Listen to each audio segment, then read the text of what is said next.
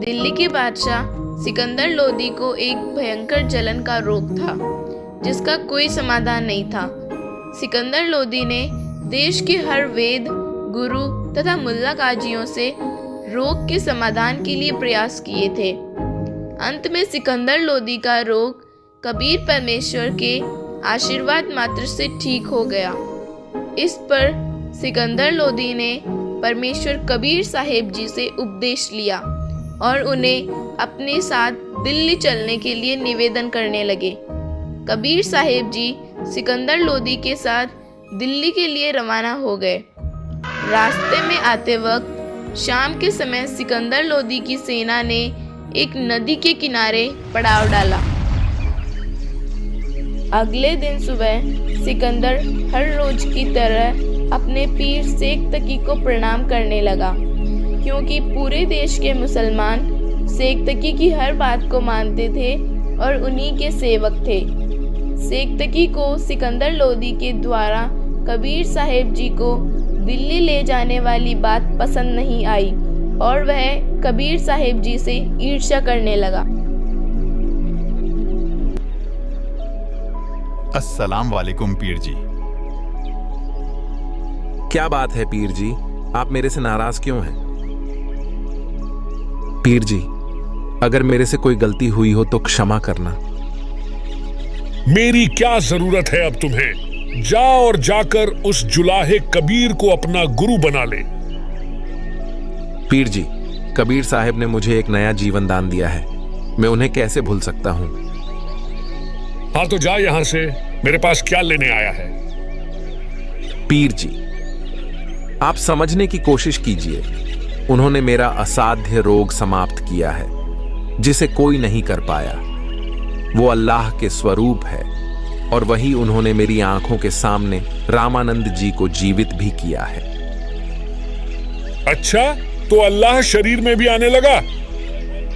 क्यों नहीं पीर जी, जब ऐसे ऐसे चमत्कार उन्होंने किए हैं तो वो अल्लाह से कम नहीं है। अच्छा, तो उसे बोलकर आ कि वह मेरी आंखों के सामने भी कोई मुर्दा जीवित करे, तब मानूंगा मैं उसे अल्लाह। वरना दिल्ली के सभी मुसलमानों को मेरा एक ही आदेश काफी है कि राजा ने मुसलमान होकर हिंदू संत को अपना गुरु बना लिया। सिकंदर लोदी धर्म संकट में फंस गया। एक तरफ उसका राज्य तो दूसरी तरफ उसका भयंकर रोग था। मायूस सिकंदर लोदी कबीर साहब के पास आकर बैठ गया। क्या बात है राजन, बड़े परेशान लग रहे हो, क्या समस्या आ गई? आपके होते हुए आपके दास को क्या समस्या आ सकती है परवरदिगार? बस मेरे पीर जी को आप पर विश्वास नहीं है और उन्होंने कहा है कि मैं कबीर साहब को अल्लाह तभी स्वीकार करूंगा जब वे मेरी आंखों के सामने कोई मुर्दा जीवित करे। हे प्रभु, अगर आप उनकी यह इच्छा समाप्त कर दो तो वे पूरे देश के मुसलमानों को भी आपके अल्लाह होने का पैगाम दे देंगे। कोई बात नहीं राजन, इससे तो मेरा काम भी बहुत आसान हो जाएगा। आपके पीर जी को बोल दीजिए कि वे कोई मुर्दा ले आए।